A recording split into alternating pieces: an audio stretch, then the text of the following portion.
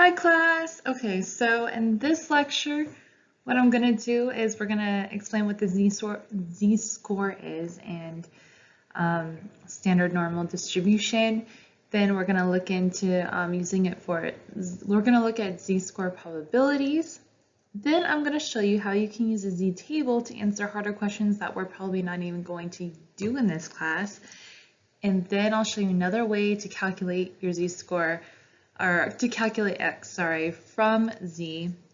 And then we're going to look at how we can use Z-score and probabilities correctly. So let's dive right in. Okay, so let's get started. Remember what the empirical rule was? Remember when we did that in the last lecture? In the last lecture, to find the empirical, or using the empirical rule, we were able to figure out, values that using this normal distribution graph, and we were able to figure out values that would lie, within certain, areas of this normal distribution, right?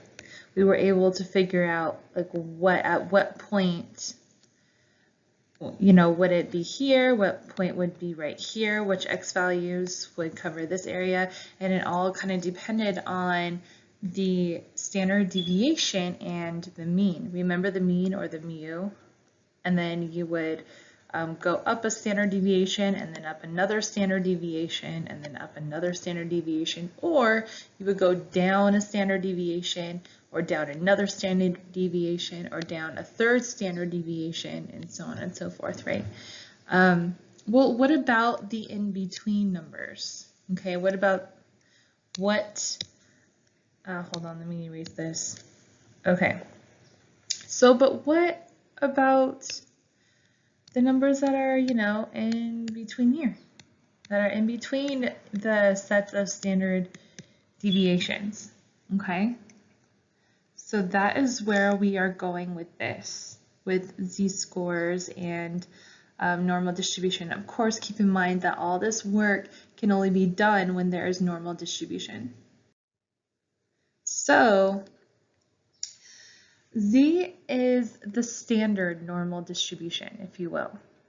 Okay, so look at both of these graphs. The left, we're familiar with this. We've seen this before.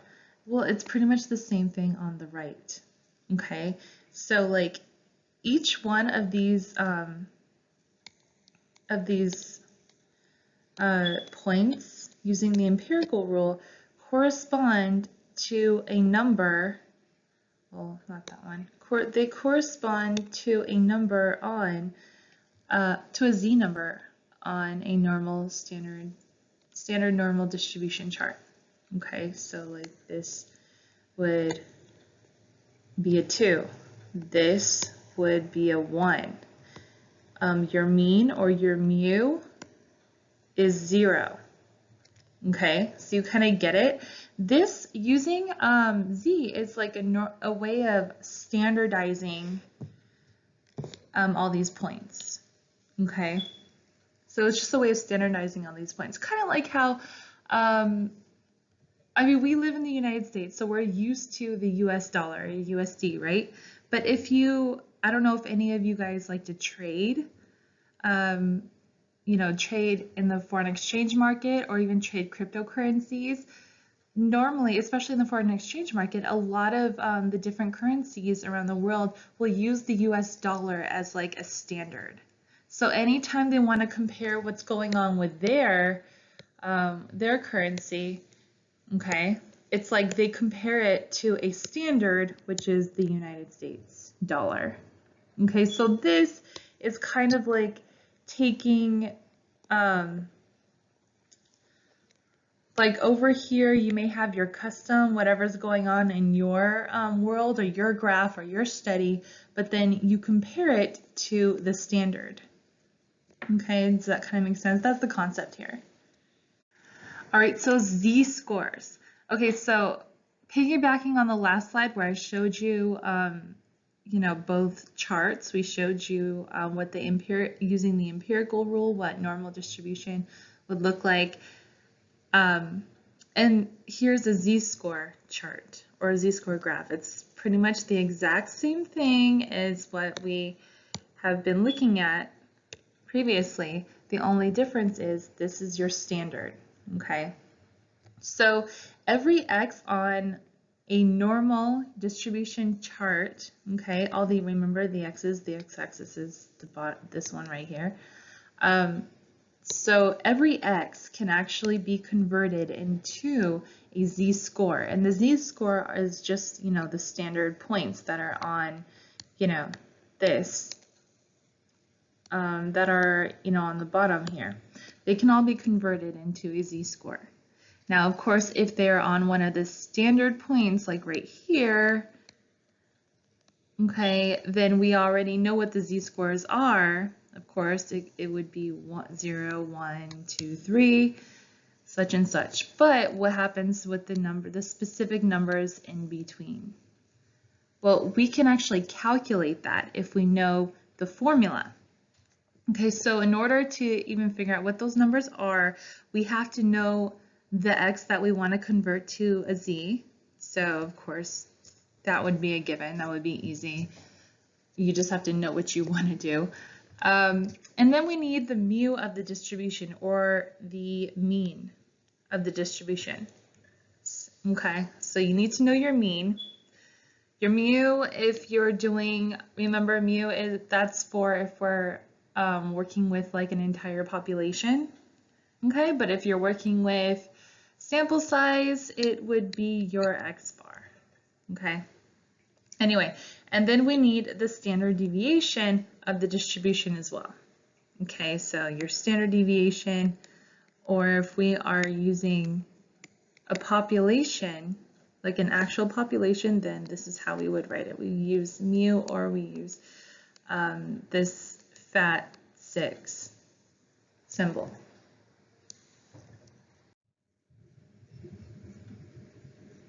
Okay, so like I said, here's your equation. Okay, this is your equation to figure out your Z-score. Like I said, you have to have your mean ready. Okay, you also have to have your standard deviation, which is this one, and then you need to know which X you are trying to convert. Boom, right there, that would give you your Z-score. Now, what if you have your Z-score and you're trying to figure out the specific X that corresponds to that? Well, here's your formula for that as well. So, of course, you would need your Z-score, which is right here, and then you're going to need your standard deviation and your standard and your mean. So now let's do a couple examples. Okay, and for the examples, we're going to use the same study or the same problem that we did in the last lecture, where we were looking at the normal distribution of the scores that students got on an exam. Okay, of a classroom of 100 students and all their exam scores. Okay, so I'll show you the chart just to refresh your memory in the next slide.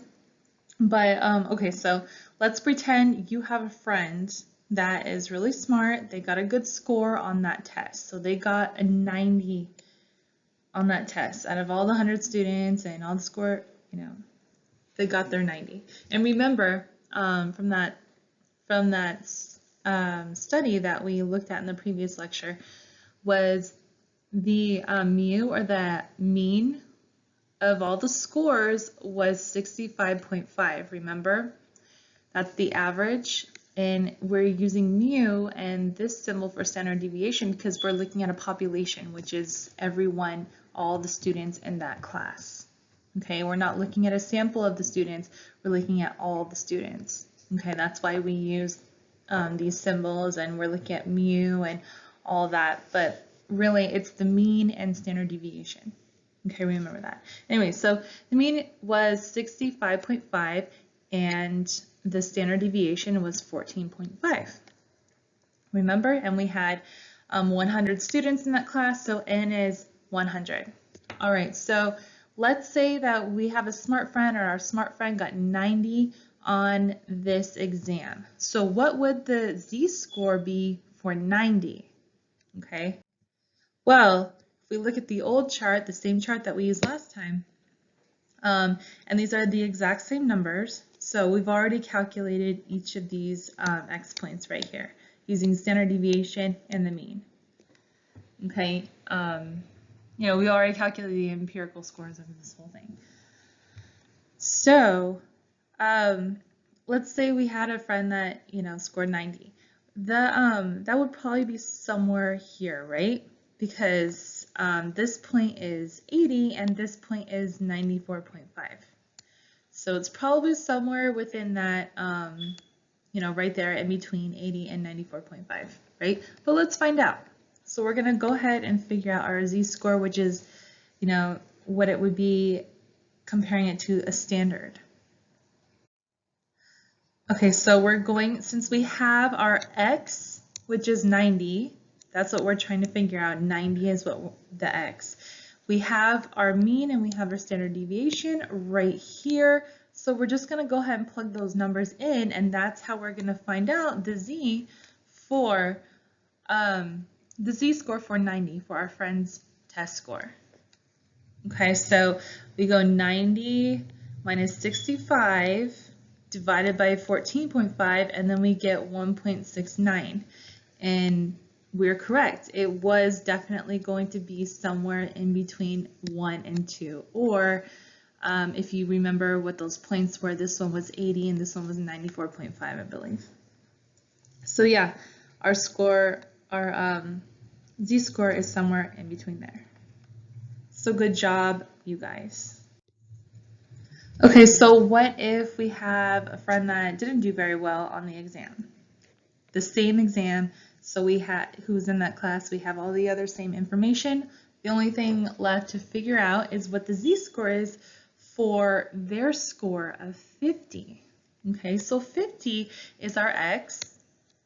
That's what we're trying to figure, and then we can use that to figure out what our Z-score is. So since we already have our mean and standard deviation, we can go ahead and plug all three of these numbers into the equation. Now keep in mind, remember our mean was 65.5, right?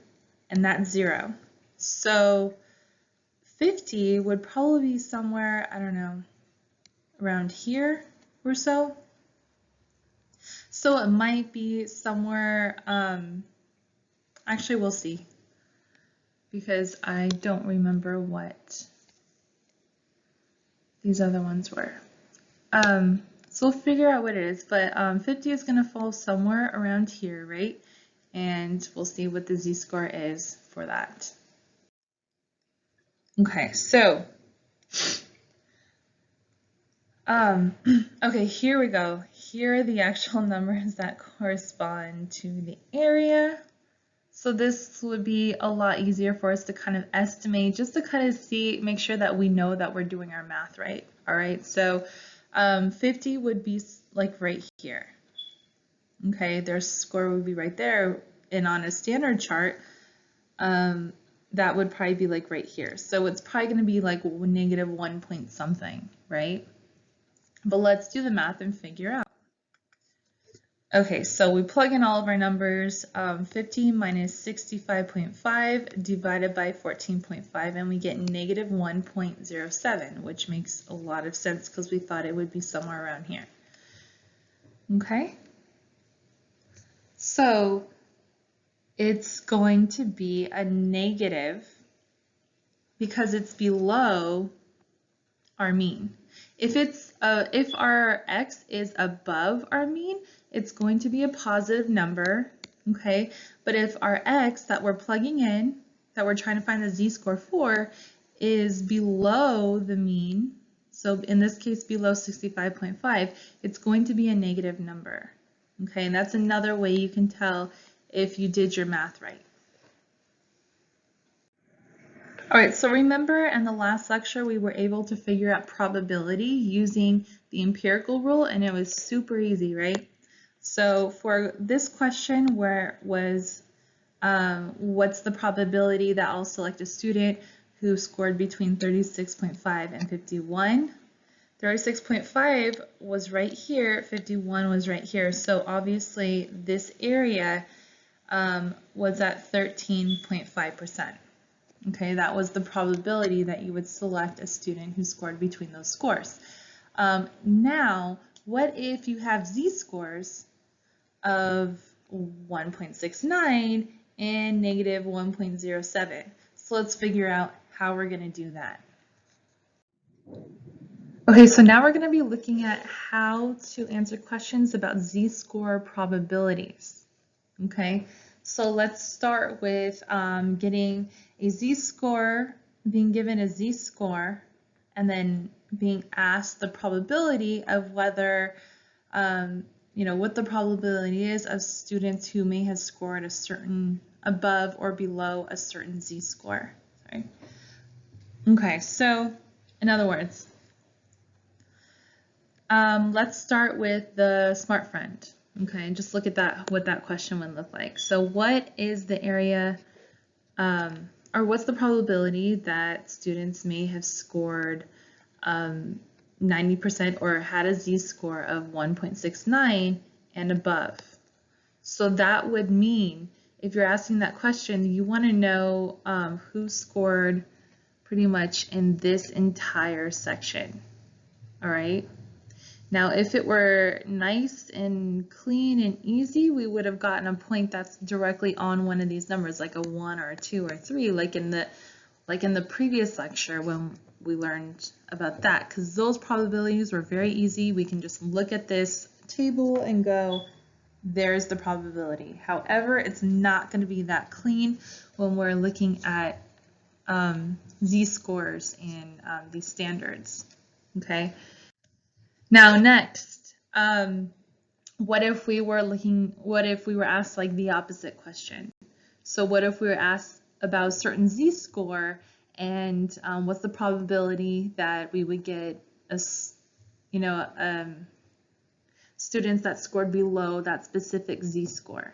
Okay, for example, our not so smart friend who got a negative 1.07 z-score.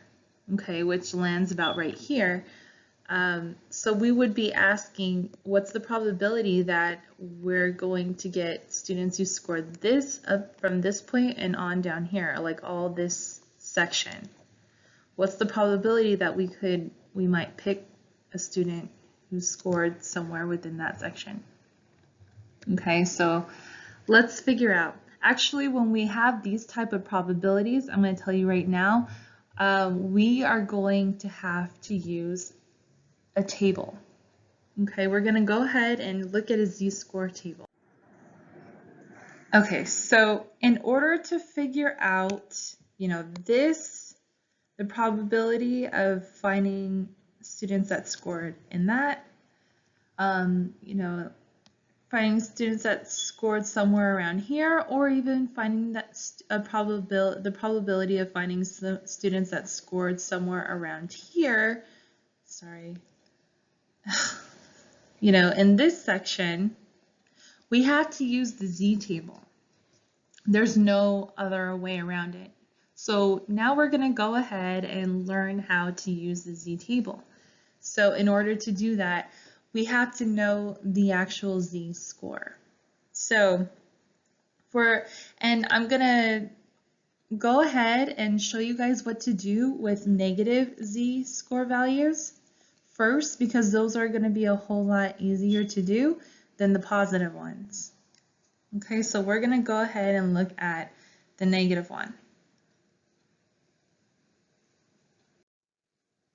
Okay, so here is a z-table. All right. So how you're going to read this, these are areas of standard normal distribution. How you read this is you look for your z-score. Your z-scores are here. Okay. And depending on how, the other digits, the other numbers in your actual z-score will determine which column you're going to find your number from. Okay, let me kind of give you a demonstration because that might be weird. You might not get that, but okay, let's say your z-score was maybe like negative 3.48. Okay, so if your z-score is negative 3.48, what you would do is first go through the z-score table looking at just this section. Okay, so just look for the negative 3.4, which is here. Okay, then we look for the 8. Okay, so then we go oh, the 8 is right here. Okay, so which means that negative 3.48, your probability is right here, is going to be 0.0003. Which,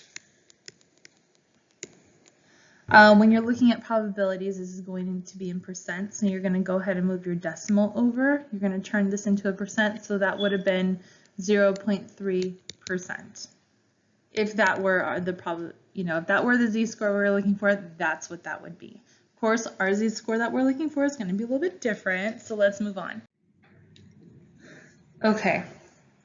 So the z-score that we're actually looking for was negative 1.07, correct? And by the way, you can find a z-score table anywhere on the internet, but I will also, because there are z-scores in the books that we have, so I'll go ahead and link you to those in your assignments. Or if anything, if I find a better one on the internet, I'll just give you that one. Either way, you need a z-table, okay, z-score table, but okay, so moving forward, we're looking for this z-score, right? So we got 1.0, which is right here, or negative 1.0, okay, and then our, just so you guys know, this is 0.09, this is 0.08, this is 0.07, okay, so our z-score would, or our p value would be here, right? Right. Because we're looking at 1.07, so this would be our 0.7. So that would give us 0.1423. Okay, so we get a p equals 1423, which is our p is for probability. Okay, so all we have to do now is just turn this into a percent, and we get 14.23%. Okay, so that is pretty easy when we're dealing with negative values. We just simply take our z, we go over to the z-score table, we find our z-score, and then we find our p and convert it into a percent, and that gives us our probability that the probability that students would score below a certain amount. Okay.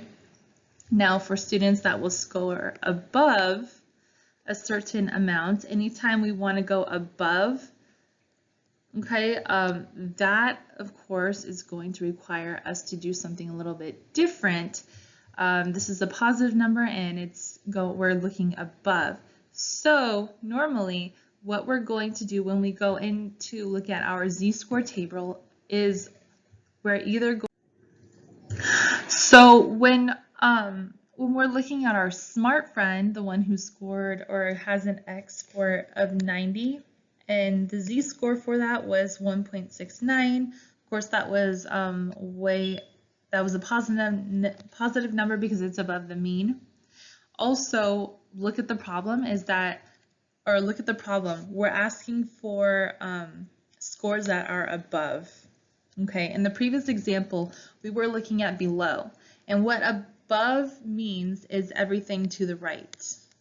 Okay, what below means is to the left on this chart, on this particular chart. So if we're looking at, if we're comparing things on the chart, we're trying to find values using this chart or table. Like I said, when we want to look at probabilities that are above, we're looking at values that are more to the right. When we're looking at values that are below, we're looking at values that are to the left. Okay, just putting that out there just so, because that's going to be useful when we are working through problems. So anyway, we're looking at above, so it's like it's things that are to the right. Basically what this question is asking you is, what is the probability that you're going to get a value that is to the right, or that is, you know, anything above, right? Or anything that is above 1.69. Your Z is 1.69. So remember I told you that when we're doing above probabilities, or you know, really positive ones, or when we're looking at probabilities where we are trying to find values that are to the right, then we're going to do them a little bit different from those probability questions that would be asking us to look at values that are to the left. Okay, so for this particular one, there are two different ways that we can do that, or for probabilities that are looking for above or values to the right. There are two different ways that we can do this. We can either just straight up go ahead and look it up in the z-value table, and then we just subtract whatever we find from 1, or we can do the exact opposite, which means if we're looking at a z-value of 1.69, we can look up negative 1.69. Okay, so it's two different ways we can do this. So I'm going to go ahead and do both for you. Okay, so here we are. Let's look at doing it just by looking at the actual 1.69, and then we're going to go ahead and subtract 1 from whatever we find, or subtract the answer from 1, and then that will be that will give us our probability. So we go ahead and find our 1.69. Remember, first we look at the first two digits, so 1.6, which is right here, and then you go find your 0.09, which is here. So they meet right here, right? 0.9545 is our answer for that one, our value. So what we're going to do is go 1 minus 0.945, and that equals 0.0455, and then of course we got to turn it into a percent, which is going to give us 0.455 or 4.55%. So 4.55% is the probability that we're going to find a student that scored above 90. Okay, 4.55%. That's how we put it into context. Now let's try doing the opposite. And let me show you how that one works. To be honest, I feel like doing the opposite is a whole lot easier, but you can do this in whatever way you understand it best. Okay, you can choose whatever your favorite method is. So, doing the opposite would be negative 1.69, sorry. So we go ahead and look for negative 1.6, and then we'll find the 0.09, which would be this column, remember. The furthest column is the 0.09. So let's look for 1.6, which is right here. So we're going to go all the way down, and we get 0.455. Okay, so our p-value was 0.455, and then all we got to do now is change it to a percent, and then we get 4.55%, which is the same thing as last time, and that gives us the probability that we're going to choose a student that scored a 90% or above. Okay, so that's pretty much it for that one. Okay, so here's an even harder question. All right, but it's actually not that hard. You'll probably laugh that I said that it's hard. So it's not that bad. But what if we're looking at a probability between two scores? Okay, such as the probability that the students will score between 50 and 90. So remember we already figured out the Z-scores and everything for 50 and 90. That's why we're gonna just use those two. So remember one of them was like right here and then the other one was like right here. And basically what this question is asking is what are the probability that the students or that any student would score between, between this amount right here. Okay, so we're trying to find the probability of this section right there. So what we're going to do, first of all, let's gather the information that we have to solve this problem. So of course we're going to have two different x's, right? We're going to have x1 and x2.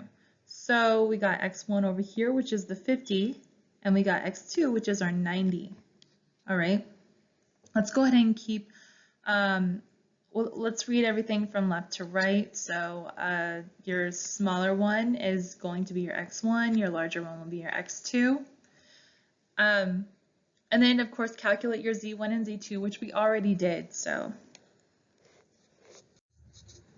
we know those. Your Z1 and your Z2 is your negative 1.07 and your 1.69, remember? So we already got our Z1s and our Z2s. Okay, so for the Z1, go ahead and find the probability to the left. Okay, so below, go ahead and find out that probability, which we actually did. So remember when we do that, we just find it directly from the Z table, right? And then we're pretty much going to do the same thing for this one as well. So we're going to use the same methods, one of the two methods that we learned previously, to find everything that's above as well. So we're going to go ahead and figure out this section, and we're going to figure out this section. Basically, the idea here is that we already know that this whole thing equals 1, right? We remember that. And since we want to figure out this section, what we need to do is figure out what this is, figure out what this is, and then subtract them from 1, and that will give us, by process of elimination, this section. Okay, so that's the basic concept here, but here is the formula. Right here. Okay, so there's your formula. All you're going to do is you're going to take 1, okay, 1 minus your Z1 probability, which we already found in the previous examples. Same thing. Then you're also going to minus it from your Z2 probability, which we already found. So you're just going to plug those numbers in, and then you'll get your in-between probability right here.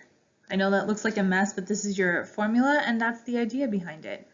If you want to look at it into the different parts and why it's like that. So we just go ahead and plug in our numbers. 1 minus the p-values that we got. So for this section going below the Z-score of negative 1.07, we had 0.1423. And then for our Z2 score, we, for this section, we had 1.69, and the p-value that corresponds to that was 0.0455, right? So it's right there.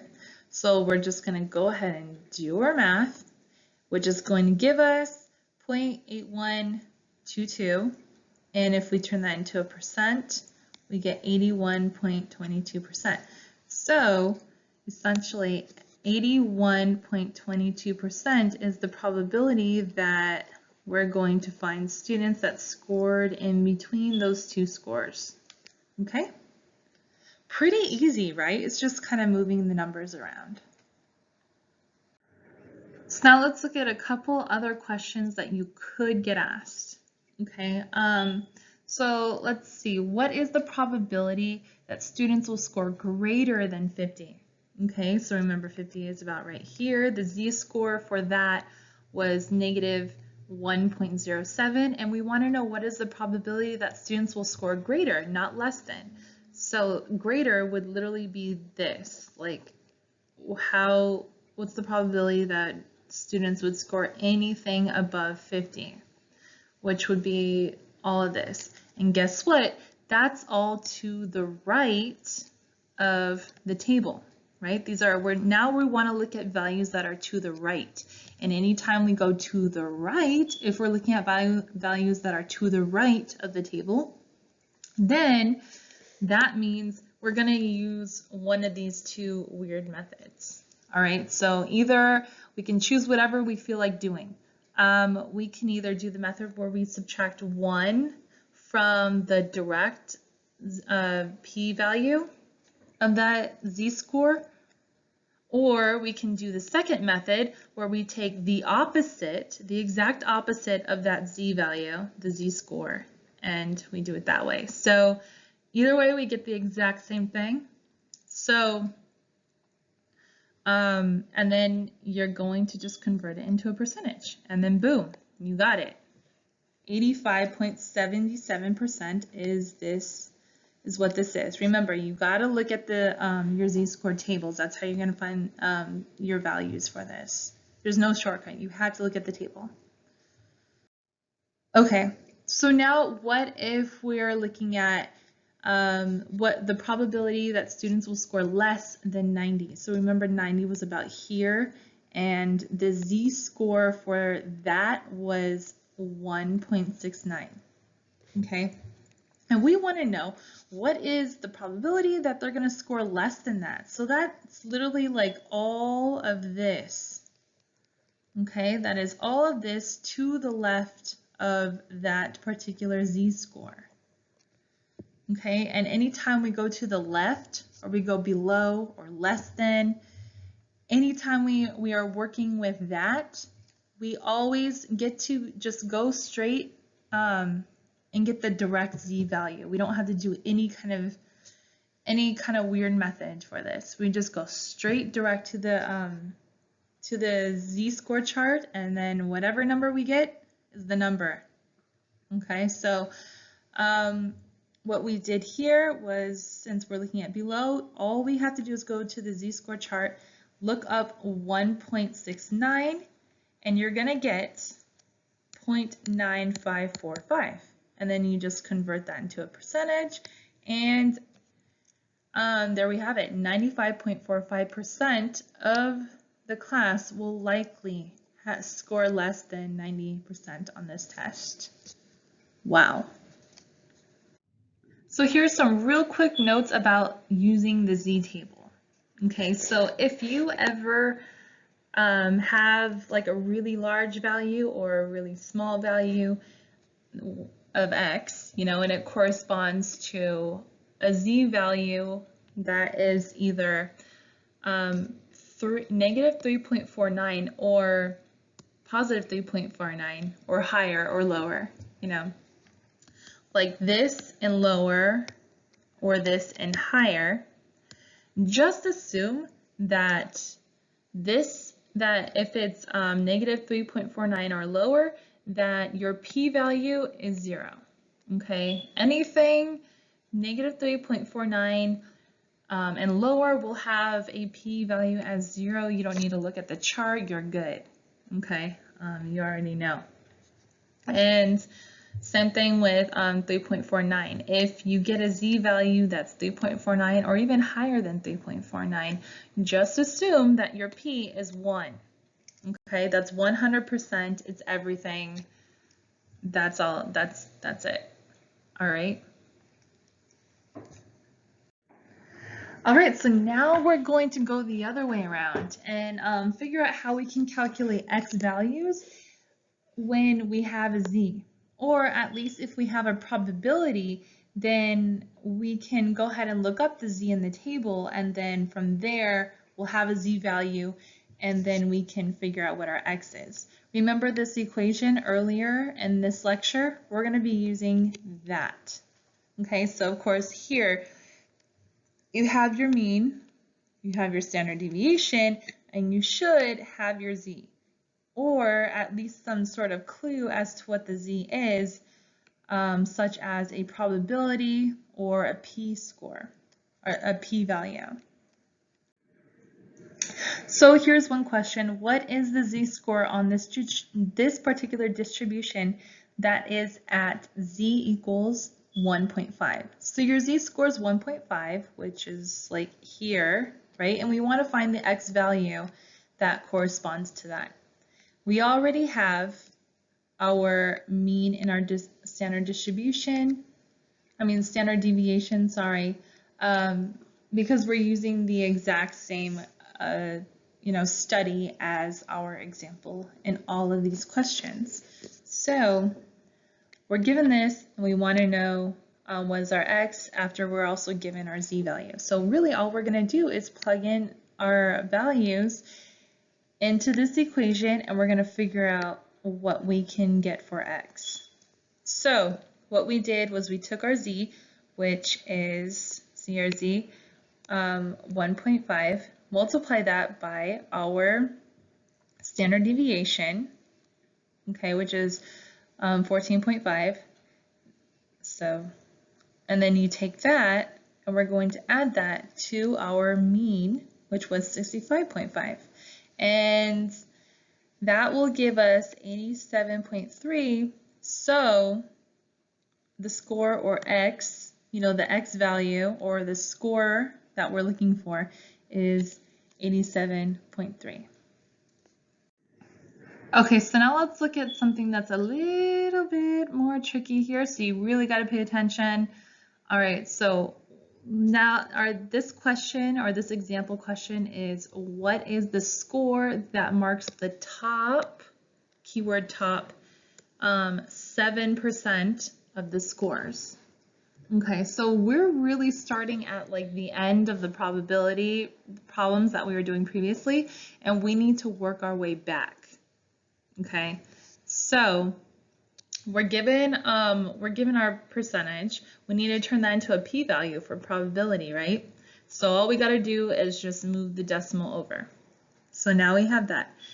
Next step here is we are going to actually get on our z-score table and we're going to look for this value, and we're going to try to find the z-score that corresponds to this p-value. Okay, so this is, well, I mean, it doesn't have to be that bad. All right, so let's go through it, and really we're going to look through the values and we are going to try to find a 0.07. 0.07 is our goal, okay, and we're trying to find the z-score that corresponds to 0.07. So here we 0.02, 0.06, here's some 0.07s. We're getting close. Okay, so now we're here. Okay, this is a little bit higher than 0.07. It's 0.0708. Okay, so it's like 8 it's 8 above, right? And then we have 0.0694. Well, when we have values that are this close, we have to find the closest possible value for this p-value. Okay, so the difference between these two is this one will give you, let's see, this one is like 0.0008 higher than where we want to be, and this one is like, it's 0.0006 less than where we want to be, right? So technically, if you look at it, this one's actually closer than the other one. So if we want to be as accurate as possible, we got to use this one, even though there's only a 2-point difference in how close it is to our 0.07. But choose the one that's closest. Okay, so now we look for the z-score that corresponds to that. So it corresponds to this particular one. This is our winning score. Remember, this is the 0.08 section. This is 0.09. This is 0.07. Sorry for my sloppy writing. And anyway, so now let's figure this out. So we go over here, right, and we figure out this part. So over here we have negative 1.4, and then we go all the way up and figure out what comes next, which is 0.08. So 8 comes after. This is our z-score. So let's go ahead and go back. Boom, here we go. So remember, in the table we found out that the closest p-value was actually 0.0694. And that maps us out to a z-value of negative 1.48. Okay. All right, now let's go ahead and do our math. So it did give us a negative number, as you can tell, you saw from our last slide. But the thing is that we're looking for the top 7% scores. We're looking for the top. We're looking for up here, not down here. Okay, we want these guys. So what we're going to do is we're actually going to do the opposite here. We're going to change the sign. Okay, so when we want top, we want the higher portion. We're going to go ahead and change the sign. So we're going to go ahead and make that one positive. All right, so we're going to change that to a positive value, and then we're going to, now that we have our z, we also have our other components for the x equation, for this equation. So we'll just go ahead and plug everything in to the equation and we'll see what we get. All right, so here's our z, 1.48. We multiply that by our standard deviation, 14.5, and then we add that to our mean, which is 65.5, and then we get 87. So 87 is the score that marks the top 7% of the scores. Okay, so 87%. So what is 7? The top 7% of the scores of this class, you know, who scored or who took this exam? Your top seven scores are 87 and higher. So there's that. All right, so I know that may have been a little bit tricky. There are several different steps, but pay close attention. We're gonna do another problem that's similar to that, except this time we're looking at the bottom. Okay, now we're gonna look at what score marks the bottom 3% of the scores. Okay, so now we turn this back into a p-value, so we're going to move the decimal over. So now we're going to look for the z-score that is at 0.03. Okay. All right, so here's our z-table. Remember, we are looking for 0.03 or 0.03. All right, so let's go ahead and try to figure out what our z-value is. All right, so we got our 0.03s over here. Wow, okay, hey, look at that. This is so close. Could you possibly get closer? Of course you can get exact, but that is close. 0.301. So clean, so perfect. Let's take it. All right, so let's figure out what our z-score is. So we go all the way over here, and it's a negative 1.8. And then let's figure out what the other column is. Go all the way up. Oh, it's 0.8. So we put an 8 right here. Negative 1.88 is our z-score. Okay, so the closest p in the table was 0.0301. Sorry. And then that maps to our z-score of negative 1.88. Remember? Pretty cool. All right, so now we have all of our ingredients and we're able to plug everything into this equation and figure out what our x actually is. Okay, and another thing is, remember how we're looking for the bottom 3%? And yes, we got a negative. So since we're looking for the bottom, we're going to go ahead and keep the negative. We're not going to go ahead and change the sign or anything like that. Remember, when you want the top, you definitely need a positive number, so you would change the sign. But since we're looking at the bottom, keep it negative. Okay, so go ahead and plug everything into your equation. So here we got negative 1.88, which is our z-score, and we're going to multiply that by our standard deviation, which is 14.5. Then we're going to add that to our mean, which was 65.5, and we get 38.2. So 38.2 is the score that marks the bottom 3% of the scores for that class. Got it? This is getting pretty easy, right? You guys get it. All right, so here, this question is probably going to be maybe the trickiest. So pay close attention, and I'm going to try to get this explained as well as I possibly can. Okay, so pretend we have this question where it's asking us what scores will mark the middle 20% of the data. So what that is asking is, it wants us to figure out what scores mark. So what X scores are like right here and right here that mark the very 20%, middle 20% of the data. Okay, so we want to find the X score that's here, the X score that's here. Okay, what scores were they? So here's our strategy. Okay, we know that since we're looking at different scores, we know that we're going to have two different X's. We're going to have two different Z's that we have to find. We are going to have two different P's. How do we find those P's would be the next step, right? So just here's our strategy. Remember that this entire thing equals 1, right? Well, we need to figure out what 20% of that is. Okay, so we're going to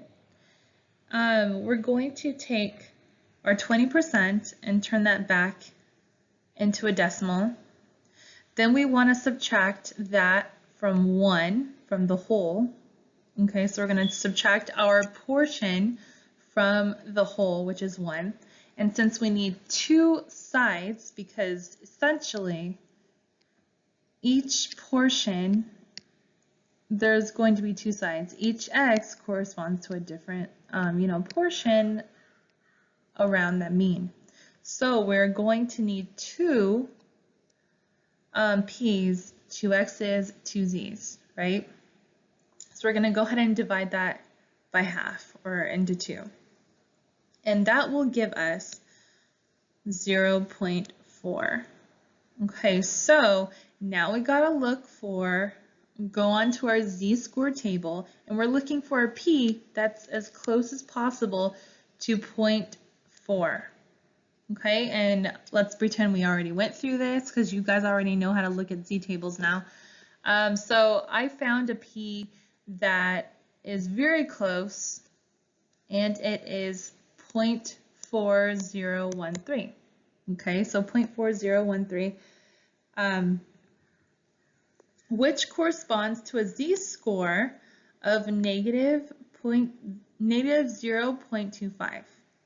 Okay, so since here's our mean, and we know that we're going to have to get a portion of this that is on the negative side, that's below the mean, and we're going to have a portion that is above the mean, right?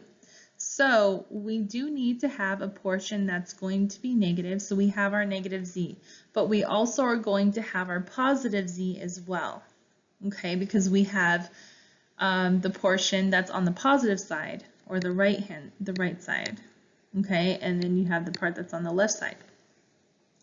So we got our p's and we have our z's, right? Our two z's are going to be, we have a negative 0.25, and then we have a positive 0.25. All right, we already know what our mean and our standard deviation is. Okay, now we can go ahead and plug our numbers in to find our two different x's. And remember, we're going to have to do this twice because we need our x1 and our x2. Okay, so for the x on the left side, for this one, that would be this side. Okay, we're going to use the negative 0.25 z-score. Okay, and then we're going to go ahead and multiply that by our standard deviation, 14.5, and then add our mean, which is 65.5, and we're going to get, for the left side, we're getting 61.9, which is right here. 61.9 is your x score, or your x value for that, for right there. Now let's find the right side. So the right side is our positive side. We're going to use 0.25 for our z-score. Remember, we want to use the positive one, the positive z-score. We're going to multiply that by our standard deviation, which is 14.5. Then we're going to add that to our mean, which is 65.5, and then do the math, and we get 69.1. So 69.1 is this value right here. Okay, so these are our two scores, the 69.1, and then we have our 61.9, and that marks the middle of the, or marks the middle 20%, you know, this section right here. So what that means is that the middle 20% is in between 61.9 and 69.1.